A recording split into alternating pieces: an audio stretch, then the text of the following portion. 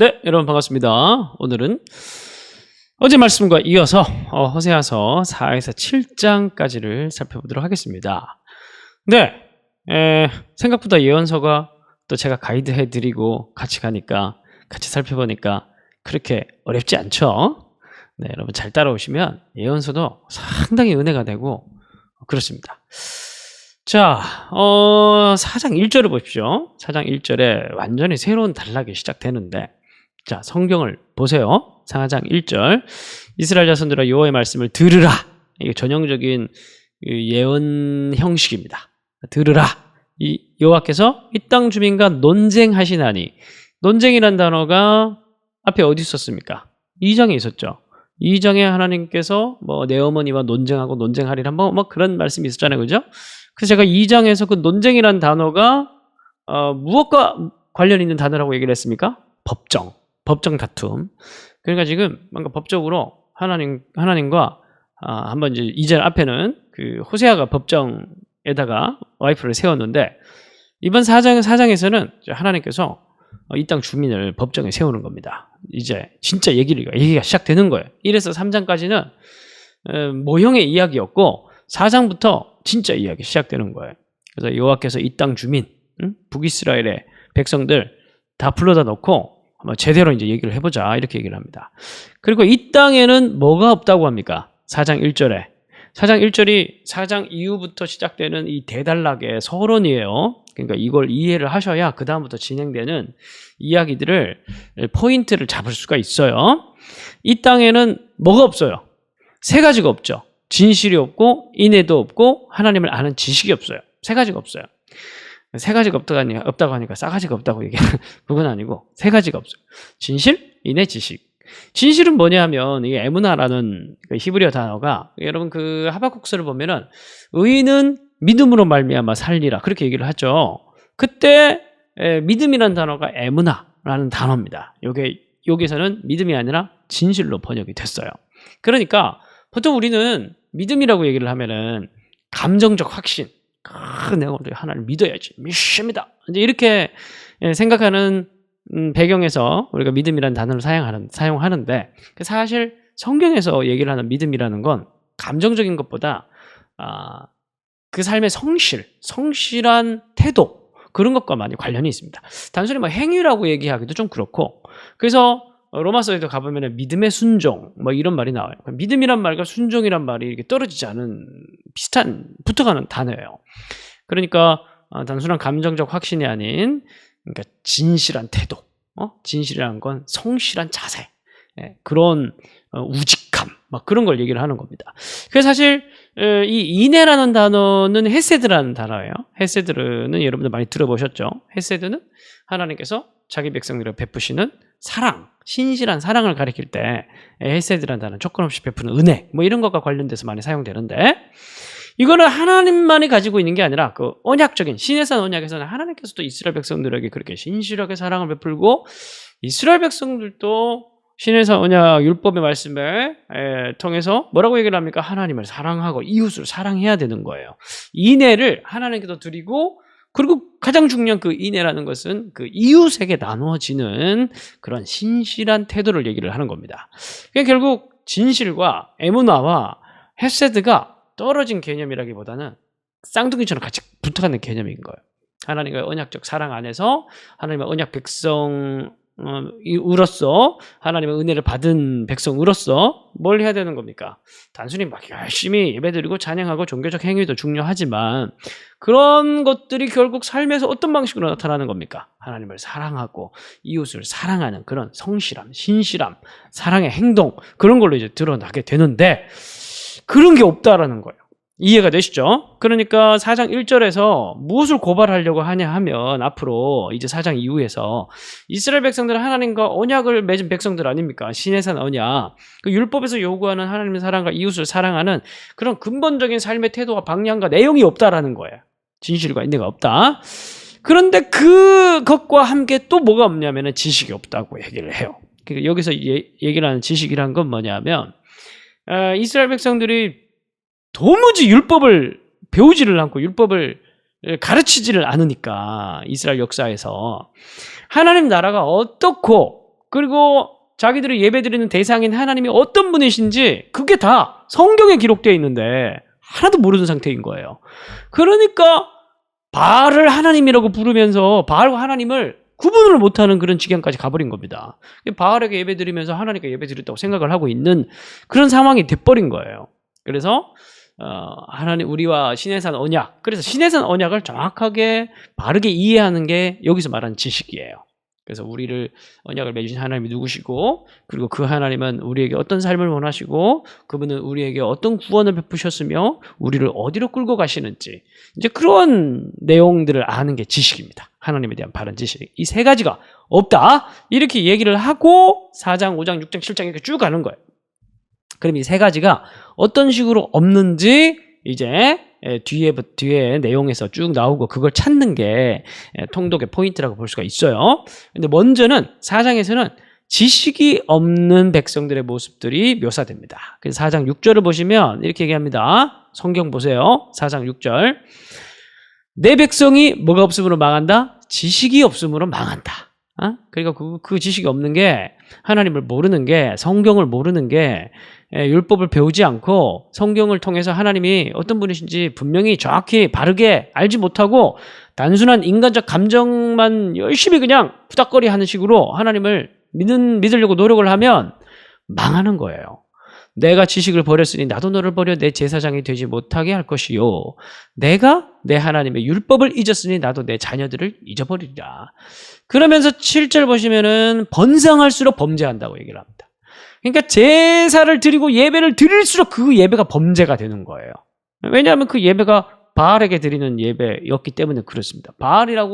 바알을 불러놓고 바알을 예배 드리면서 그게 하나님께 드렸다고 생각을 했던 거예요. 혼합주의가 너무 심각하게 진행되다 보니까. 자, 4장 13절 14절 보면 그들이 산 꼭대기에서, 산당에서 제사를 드려요. 작은 산에서 분향을 해요. 그리고 뭐 여러 가지 나무, 예뻐 보이는 나무 밑에서 너희 딸들은 음행하고 너희 며느리들은 간음을 하고, 14절, 너희 딸들이 음행하고 너희 며느리들이 또 간음을 하고, 이렇게 얘기를 합니다. 그리고 깨닫지 못하는 백성은 망하리라. 그러니까 여기서 이 음행이라는 단어는 단순히 그 문자적으로 여러분들이 보시기보다는 4장 13절에서 얘기하는 그 음행은 1, 2, 3장에서 얘기를 하듯이 어떤 영적 음행, 그러니까 이스라엘 백성들이 바알을 섬기잖아요. 그것 자체가 음행인 겁니다. 종교적 음행인 겁니다. 영적인 음행인 거예요. 물론 뭐 여기서 신전 창기 뭐 이런 얘기를 하는 사람들이 있는데, 제가 봤을 땐 그건 좀 지나친 해석인 것 같고, 이 부분은 어떤 우상 숭배를 하는 것에 대한 은유적 표현으로 음행을 한다, 이렇게 얘기를 하는 겁니다. 온 가족이 그런 바알 예배에 참여를 해가지고 그런 우상 숭배를 재생산을 하고 있는 거예요. 그러면서 자기들이 뭘 잘못했는지 모르는 그런 상태가 이스라엘 백성들의 상태다, 그렇게 얘기를 하고 있습니다. 자, 그리고 그 다음에 진실과 인애가 없는 거. 진실과 인애는 뭐라고 그랬어요? 바로 성실하고 신실한 이웃을 향한 사랑과 올바른 태도, 그거라고 얘기를 했죠. 5장 가봅시다. 5장 1절 보면 제사장들아 이를 들으라, 이스라엘 족속들아 들으라, 왕족들아. 제사장들, 왕족들은 누구예요? 그때 당시에 종교 지도자, 정치적 지도자. 그러니까 결국 사회적 불의, 이런 것들이 팽창하게 된 그 바탕에는 누가 있는 거예요? 지도자들의 죄가 있는 겁니다.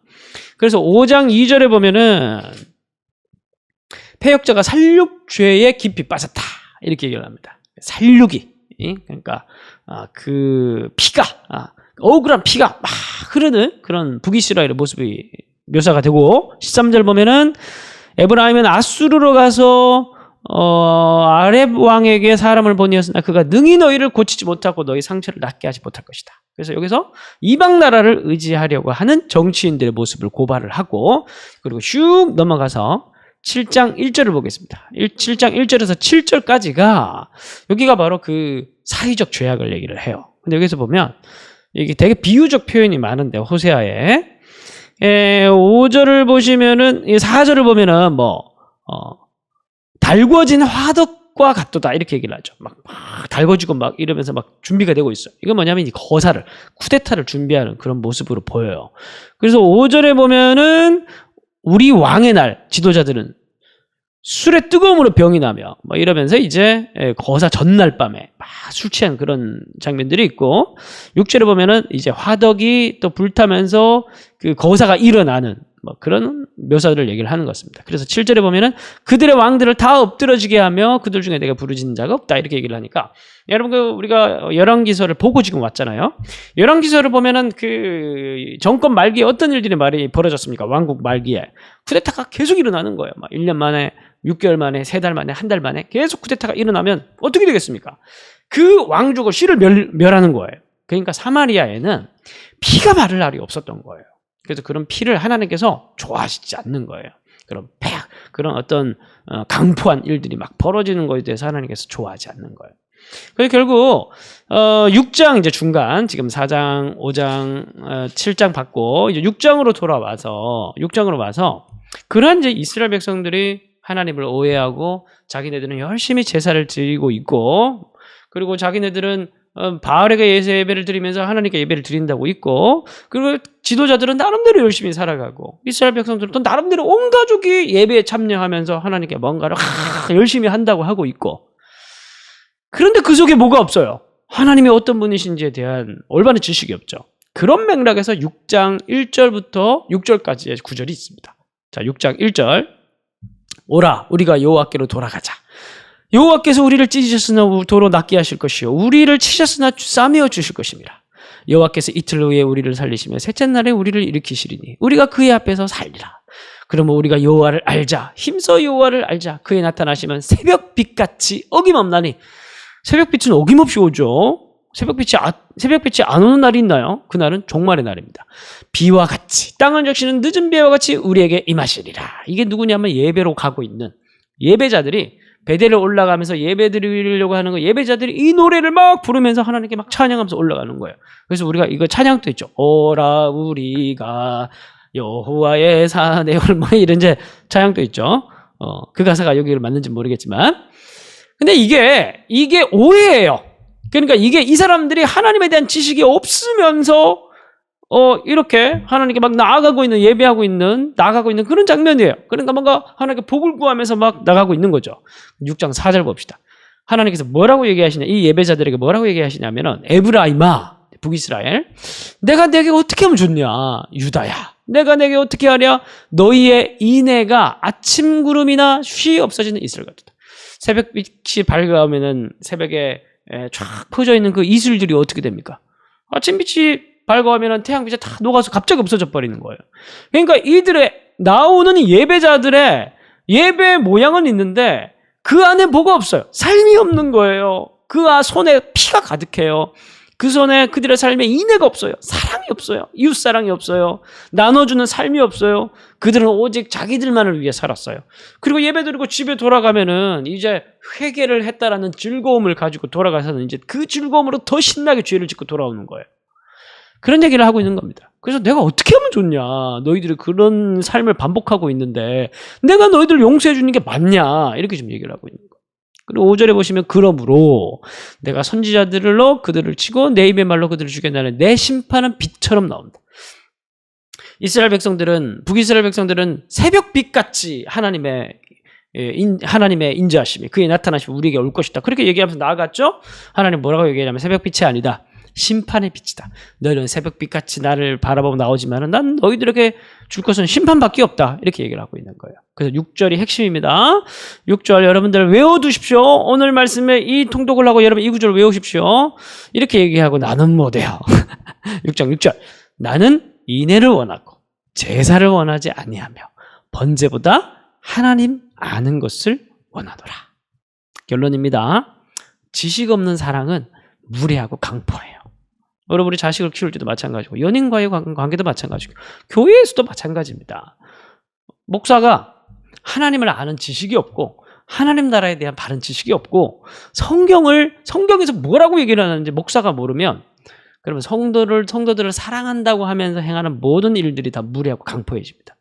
종교적인 그 이름으로 그래서 제가 얼마 전에 어떤 분이 찾아와서 또 뭔가 묻다가 뭐 훈련은 없습니까? 성도들에 대한 훈련은 없습니까? 이렇게 묻더라고요.